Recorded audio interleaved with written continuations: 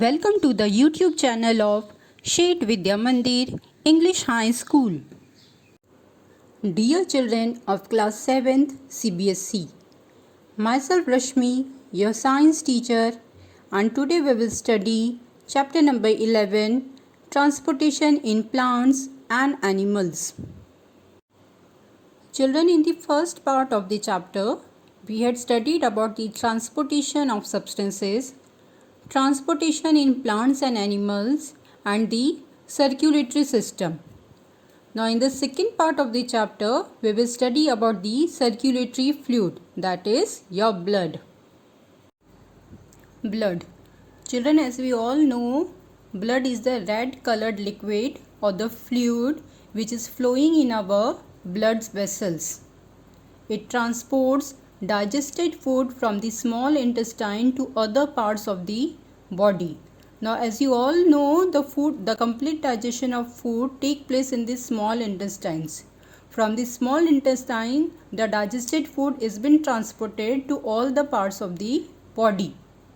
It carries oxygen from the lungs to the cells of the body.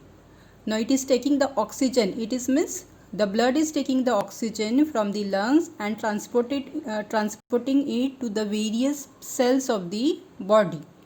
It also helps in transporting waste products so that they can be removed from the body.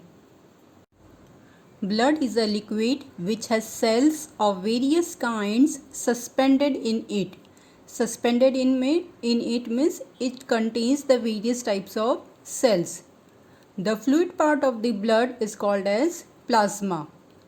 Blood has various types of cells like the red blood cells, which is called as RBC, white blood cells called the WBC, and the platelets. In the very simple language, RBC, WBC and the platelets are swimming in a liquid that is called as the plasma. Red blood cells. In the short, it is called as RBC. Red blood cells contain a red pigment called the hemoglobin. Hemoglobin binds or combines with oxygen and transported all the parts of the body and ultimately to all the cells. The presence of hemoglobin makes the blood appear red. White blood cells or WBC. White blood cells do not have hemoglobin. And as the name suggested, it is not white in color, it is colorless. The main function of the white blood cells or the WBC is to fight against harmful germs and microorganisms that enter our body or to keep our body disease free. Platelets. Platelets are the smallest among all the three kinds of blood vessels, that is your RBC, WBC and the platelets.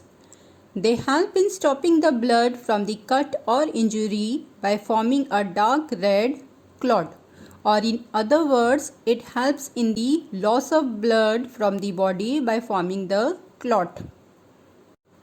The various functions of the blood are: it supplies food and oxygen to every cell of the body.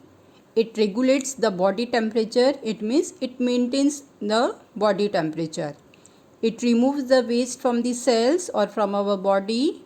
It protects the body against any type of infection.